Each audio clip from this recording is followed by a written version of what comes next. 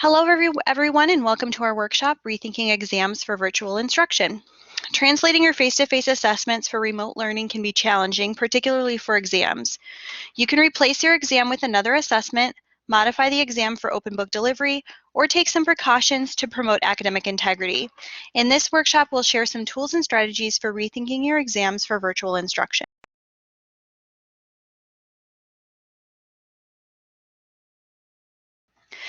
I'll be your presenter today. My name is Amanda Smothers, and I'm the Teaching and Learning Coordinator in the Faculty Development and Instructional Design Center at NIU.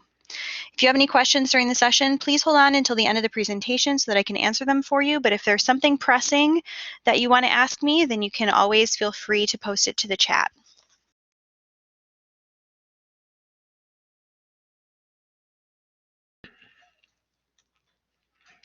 Let's discuss the 3 ideal characteristics of assessments. First, assessments should be authentic. What do you want students to be able to do by the end of your course? What skills should they have or knowledge attained? Try to design an assessment that measures that skill or knowledge. Second, assessments should also be meaningful. How can your assessment be a learning experience in itself? How could the process of completing the assessment give students a deeper understanding of the material and concepts? Finally, assessments should be practical. What kind of assessment could you efficiently create? How many students do you have, and how many would you have to grade? Can rubrics assist and guide in your assessment?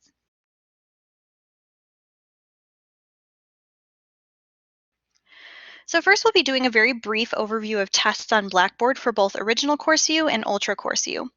We won't be going over how to create tests on Blackboard in depth because I also want to discuss alternative methods of assessment other than tests. If you're interested in creating tests on Blackboard, please consider viewing the recording of our workshop, Collecting Assignments and Delivering Tests with Blackboard Tools. And that should be available soon on our Keep Teaching workshop recordings. You can register for any of our upcoming workshops on our Keep Teaching website as well. If you're unable to make it to a workshop that you're interested in, there will be recordings available to view on our Keep Teaching website. So please be patient with those recordings. Blackboard Collaborate's recordings aren't instantaneous. It usually takes at least as long as the recording length for the recording to process. So in other words, for an hour-long recording, it would take an hour to process. Recordings also do not begin to process until every single user has exited the Collaborate session. Additionally, recordings may take longer than usual to process because of the dramatic increase in use due to the proliferation of remote delivery across the country. This workshop will begin with a very quick overview of where to find the test tool and which options for test questions are available there.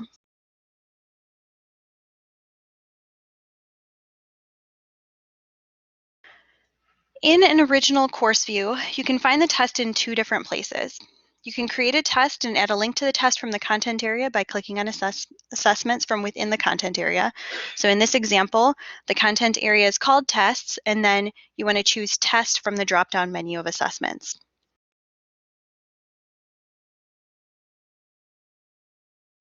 You can also create a test from the test tool. To navigate to the test tool, you would scroll down to the course management section of your left-hand navigation menu. Click on Course Tools and you will see a list of options including tests, surveys, and pools. When you click on that tool from the menu, you'll arrive at this page. The top option is Tests, so click on that link to create a new test.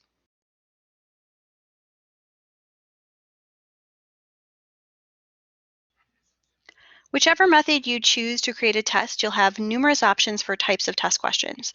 These include calculated formulas, calculated numeric questions, either-or questions, essay questions, file responses, fill in multiple blanks or fill in a single blank, and so on.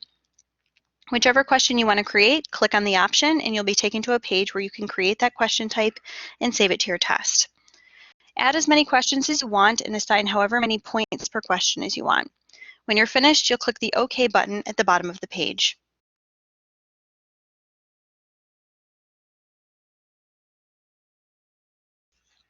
There may be some of you who use Ultra Course View, so I'll go over where to add tests in Ultra.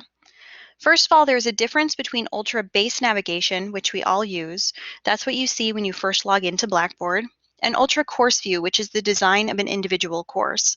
It's what you see when you click on a course that you're teaching on Blackboard. Faculty often get confused about which course view they're using because the name for the base navigation and course view both include the word Ultra. If you see a screen like the one above when you click on your course, you're in Ultra course view. Now we will go over briefly how to find the test creation tool in an UltraView course.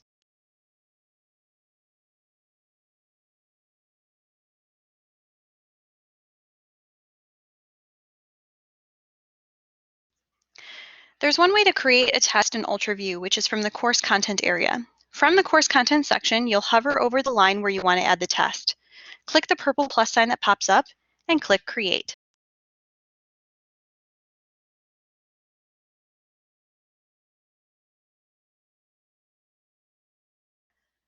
Scroll down the menu that pops up on the right side of your screen and choose the option Test under the Assessment heading.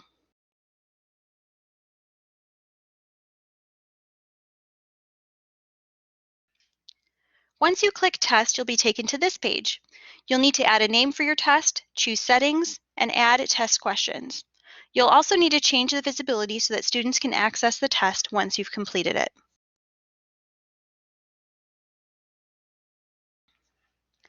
There are fewer question types for UltraView courses at this time. In other words, some of the options that you have in an original view course are not yet available for UltraView tests. Many of the basic question types are available, however, including calculated formula questions, fill in the blank, matching, multiple choice, true, false, and essay questions. Now that we've had a very brief overview of where to find the test tool in your Blackboard course, let's discuss some assessment options and alternative ways of delivering tests.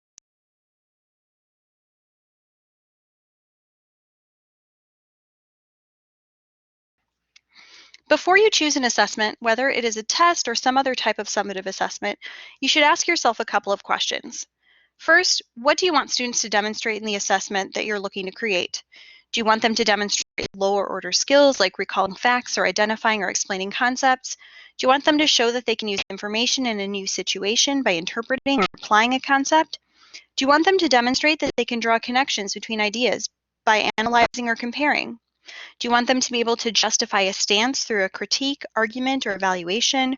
Or do you want them to produce new or original work in a design or original composition? The first important step in creating an assessment is determining what you're trying to assess. And the second step is to determine how you can measure student learning. In other words, what type of assessment makes the most sense based on what you want your students to be able to demonstrate. If you want students to justify a stance through a critique, a multiple choice exam is probably not the best way to measure student learning.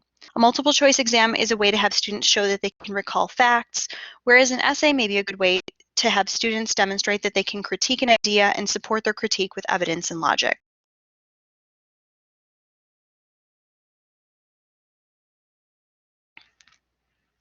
If you do decide that a Blackboard exam is the way you want to assess students, you still want to take into consideration that students will have access to resources as they take their test online. Since it is difficult to restrict students from using resources like a textbook or the internet while they're taking an exam, think of an online exam as an open book or take-home exam. Since you're administering your exams online, you'll want to create exam questions that exercise higher order thinking skills. For example, ask students to apply a technique to a new situation or to analyze a data set. You can also adjust to the online exam open book model by giving students more complex scenarios or questions to solve than you would normally require in a face-to-face closed book setting. Finally, you may want to communicate with students what materials are allowed or prohibited as they take exams. Keep in mind, though, that you'll have to rely on the honor system as it would be difficult to enforce these restrictions.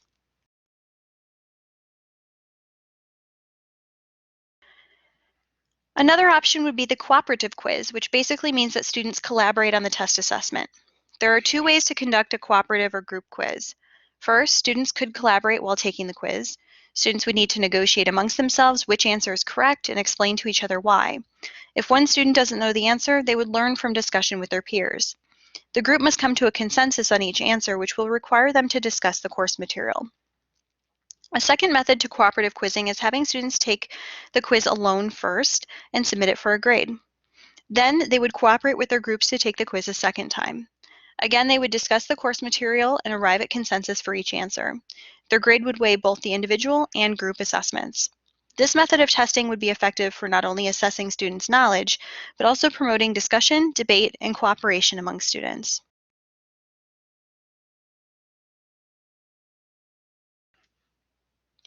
One alternative to a test is the essay assignment. In an essay, students can move beyond recalling facts to analyze an important concept, critique a viewpoint, argue a position, respond to a source, or solve a problem. With an essay, students can enter into the disciplinary discourse, familiarize themselves with the writing conventions of your field, and demonstrate their understanding of course concepts. Essays may take time to grade, but you can create a grading rubric that will identify the criteria on which students will be graded and what each performance level would look like. There are plenty of resources online for rubrics that have already been created in many of the fields of study. So if you don't have a rubric, you don't have to start from scratch. You can find a rubric that will give you a good starting point, edit it to serve your objectives, and align it with your specific essay assignment.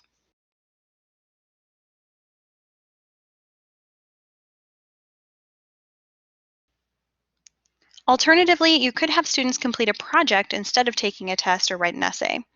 For example, in an NNGO course, you could assign an urban sustainability video assignment in which students have to create a compelling visual narrative that highlights a topical or neglected issue related to the topic. Or in a history course, you could have students create a group project such as a wiki or project website that covers an important event or course concept.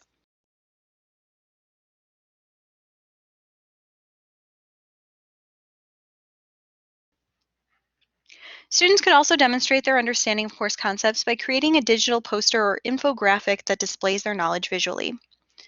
Through their poster or infographic, they could show that they understand and can identify essential information and demonstrate that they can draw connections between ideas. There are a lot of programs online that are free where your students can create these digital posters or infographics. One that I've used before to create an infographic syllabus for my classes is Canva.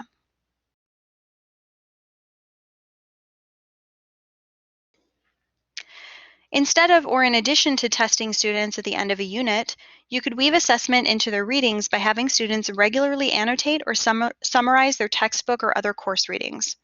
This will allow you to see whether students are understanding what they read as they read it. Online tools like Hypothesis could help you assign annotation of online sources or e-texts, or you could have students summarize their physical textbooks or your lectures. You could help students make connections between course concepts by requiring them to include those connections in their annotations or summaries. For example, encourage them to think about previous readings and how they connect to the current reading assignment.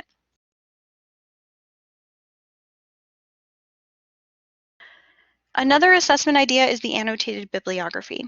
If you have students read texts written for the discipline, such as scholarly journal articles, you could have them annotate the texts you've curated for them.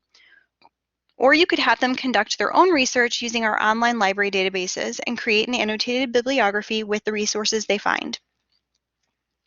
Through this type of assignment, students would learn how to cite in your field's preferred citation method, and they would write annotations for each source that follow your stipulations. Do you want them to summarize, analyze, draw connections, identify strengths and weaknesses in arguments or evidence? Stipulate what you want students to do in their annotations other than just provide a summary of the text. That is, if you want them to do more with it than summarize. Students' default, in my experience, tends to be just summarizing. As with any assessment that requires writing, you should identify the content, length, and formatting requirements and provide students with a rubric that outlines how they will be assessed.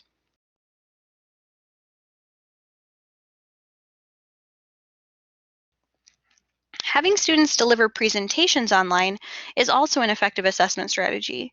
You can have students deliver presentations virtually, whether that was the original plan for your face-to-face course or if you're looking for an assessment to replace an exam. Students could deliver presentations live, or they could record a presentation to share with you and their classmates. Be cognizant of students' technological resources and limitations, however. Do your students have the ability to record via webcam? Do they have the ability to record audio? What are the options and alternatives if students do not have the technological capability to record themselves? Do they have a phone from which they could record audio and collaborate or VoiceThread? Explore the options and give your students different ways to complete the assignment based on their circumstances. There are a few tools that you already have access to that you can consider for students to deliver presentations. In Blackboard Collaborate, students can meet together virtually and deliver their presentation synchronously or asynchronously. They could create an individual or group presentation to record and share with the rest of the class, or they could deliver their presentation in real time to the class. Students can present using their webcam and audio, or they can use the share feature to present using a PowerPoint. There's also an option to phone into the Collaborate session if students do not have a microphone on their computer. With VoiceThread, students can upload their PowerPoint slides to VoiceThread and record audio over them. Then they would share the VoiceThread with you and their classmates asynchronously. There is no synchronous option for VoiceThread. To use this option for assessment, you would use VoiceThread's graded option when you're setting it up, check the box to enable evaluation, and then use the assignment builder to require that students create their own VoiceThread. Using Kaltura Capture, students can record any material on their screen, like a PowerPoint presentation, Word document, or software program, and narrate with audio as they deliver their presentation. There are many other options for student presentations, including Microsoft Teams, Google Hangouts, and Microsoft PowerPoint. Whichever method you use, make sure that you learn how to use it yourself so that you can teach your students how to use it. Also, make sure that there are ways to make the material accessible to the class through recording. For instance, Kaltura and VoiceThread both auto-caption recordings, though you and your students will need to check for accuracy. If you need any more information on any of these options, you can contact our team and we'll help you learn more.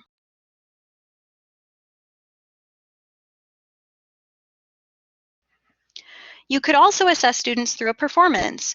Students could create videos, photographs, or presentations that demonstrate their disciplinary knowledge and skills.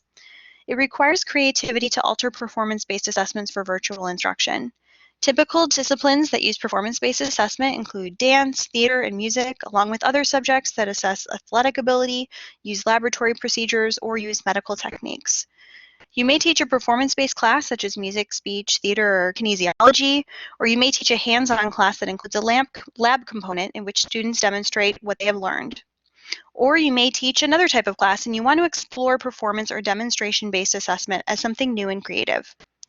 I have a few strategies for you to consider as you explore performance-based assessment.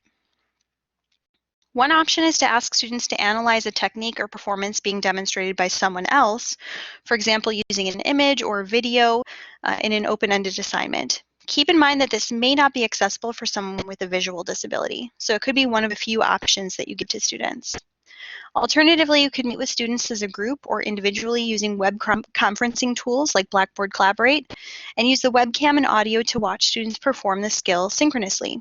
For example, students could perform a scene or a monologue for an acting class online or perform a musical piece as an ensemble. See all the creative ways professionals and schools are doing this virtually on social media. You could also have students record themselves or take photographs using a smartphone while performing the skill and submit a video or image in a Blackboard assignment, to a Blackboard discussion board, or to a VoiceThread assignment. If specialized equipment is required that would only be available at NIU's campus, please work with your department chair and academic leadership to determine whether there's a way to provide students with the necessary equipment. If not, are there any alternative methods of assessment that you could explore? For example, is there a virtual program that could replace the lab experience for a gen ed biology course? How could you pay for the program without passing that cost on to students? We'll discuss more about restrictions and fees for students later in the workshop.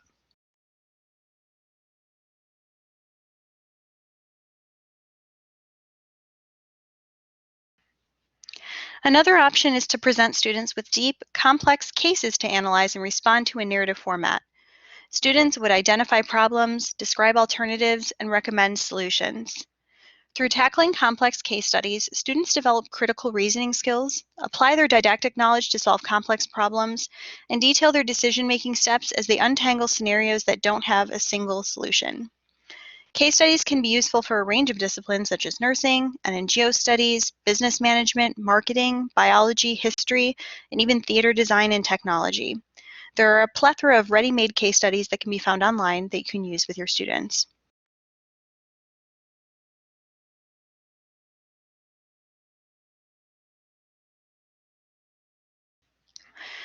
If you do decide to use online tests as your summative assessments, you're probably worried about academic integrity. There are a few steps that you can take to promote academic integrity when implementing a test online in Blackboard. First, you could ask students to type up or agree to an honor statement that asserts that they do not use prohibited sources and that the work is their own. Or when setting up your test, you could randomize question order. You can also randomize answers for an individual test item if it's a multiple choice or multiple select question, for example.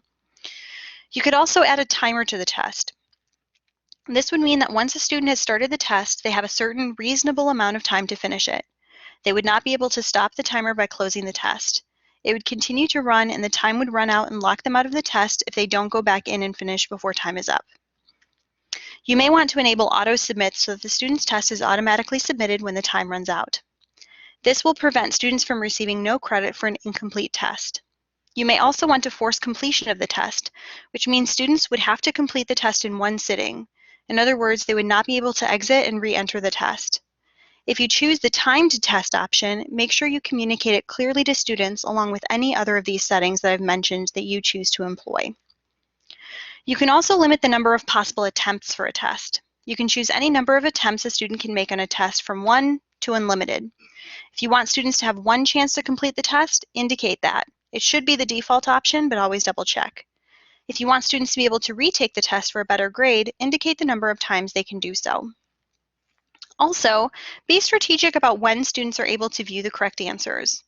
You could set up your test so that correct answers will only display once all students in the course have finished the test or when all the tests have been graded. This will help prevent students from giving out test answers to classmates. Keep in mind that this will not help if students are given multiple chances to take the test, as it will release the correct answers after everyone has taken the test at least once or it has been auto-graded. Finally, you could use large question pools and choose the option to have Blackboard assigned a random set of questions for each student. This means that not every student will have the same questions on their test, which would also prevent students from sharing test questions with their classmates.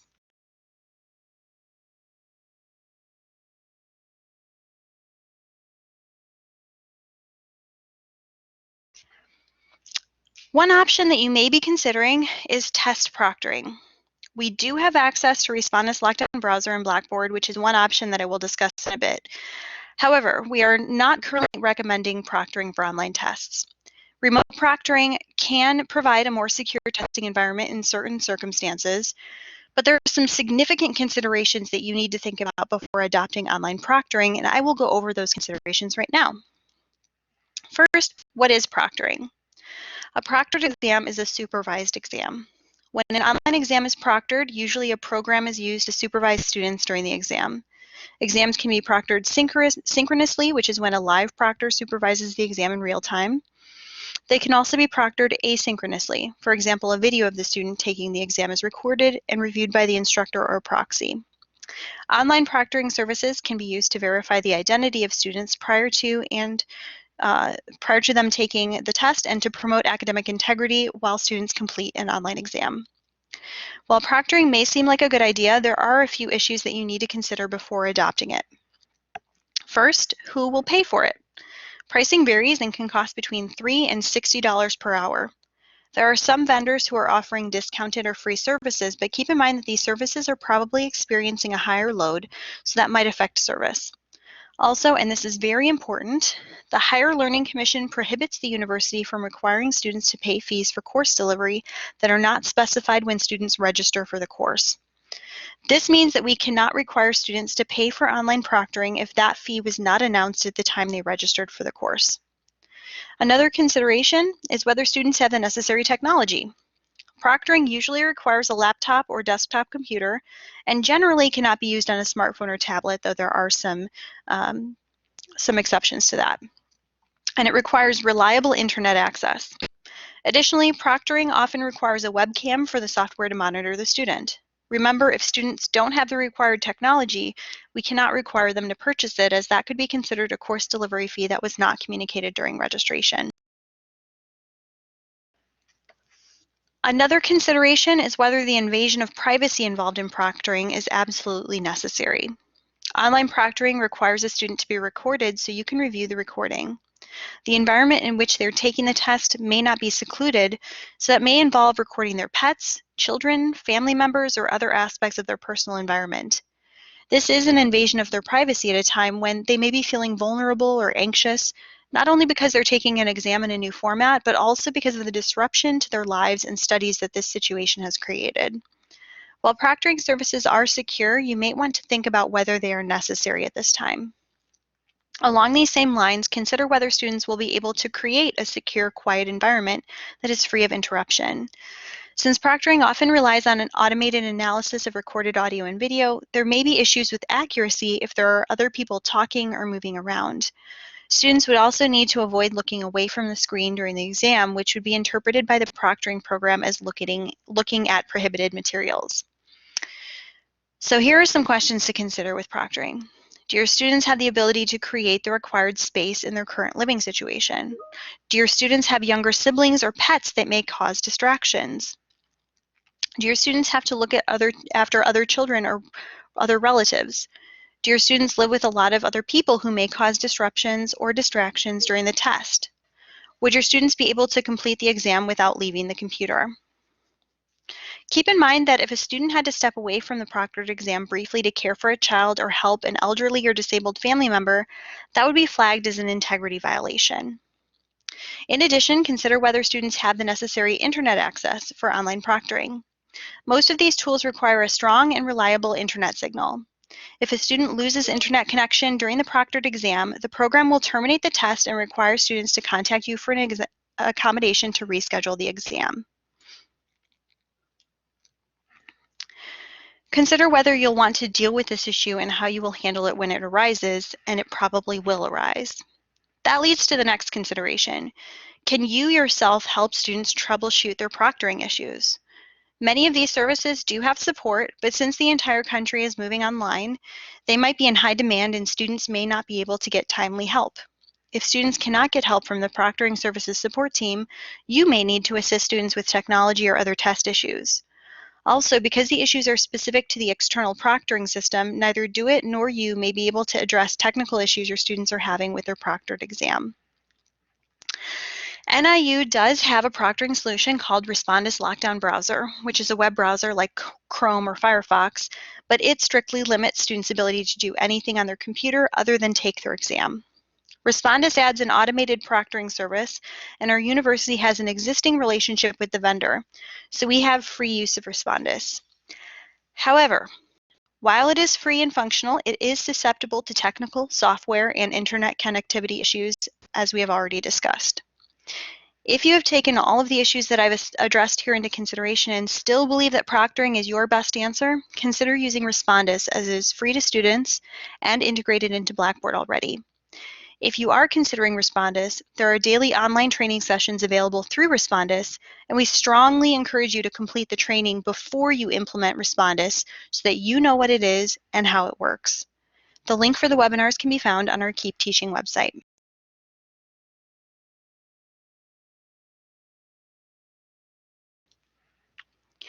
When you have to adjust your schedule or approach mid-semester, you may be concerned about how students will respond to the changes and whether they'll be able to complete the assessment. One strategy is to give students some control over their assessments by offering multiple ways they could demonstrate their learning and allowing them to choose which method will work for them and their unique circumstances. One option is to offer students the choice of taking an exam or completing another type of assignment or project in lieu of the exam. This will allow students to choose an assignment or project that can be chunked and fit flexibly into their daily or weekly schedule, rather than an exam that they have to sit down for an hour or more at once to take. You could also provide students with the same basic task, but allow them to choose the medium they use. For example, you could let them choose between writing a report, creating a presentation, or making a video on the same topic or course concepts. When it's possible to do so, it is a good idea to provide alternatives that allow students to be successful even if they have limited technology or internet access. Providing these alternatives also takes some of the burden off of students who may be hesitant to ask for other options or accommodations due to their unique circumstances and technological or environmental limitations.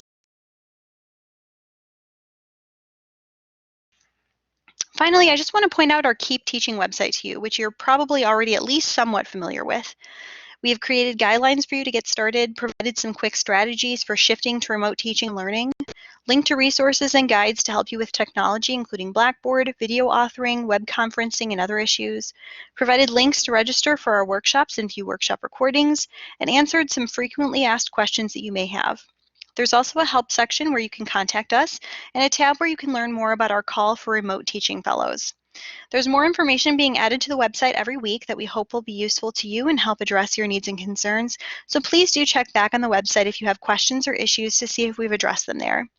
As always, feel free to contact the Faculty Development and Instructional Design Center if you have specific questions or concerns about remote teaching and technology. On the home page of the Keep Teaching site, you can scroll down to sign up for a workshop or an individual support consultation. You can also view a list of the latest updates to our Keep Teaching site, which are compiled and linked at the bottom of the homepage. On the workshops page, you can look for workshops by day or by type, and you can access workshop recordings as they become available. Recordings of all the workshops from last week are shared on this page, and this week's workshop recordings will also be shared on this page as they're delivered and recordings become available. To schedule a consultation with our team, you would fill out the online form and choose the service that you want and the date and time you'd like to reserve. Add your contact information in the space provided and give us a brief description of your question or issue so that we have an idea of what you want us to help you with. Make sure that you choose the service you want before you try to pick a date. If you do not choose a service, either online, which would be through Blackboard Collaborate, or by phone, you'll not be able to see available days and times for consultations. All one-on-one consultations will be delivered remotely, either by phone or online via Blackboard Collaborate. Again, your choice when you schedule. If Collaborate is having issues, online consultations can be conducted also using Microsoft Teams. Here's just a list of some resources and references that you might find useful as you explore alternatives to traditional tests for your remote course facilitation.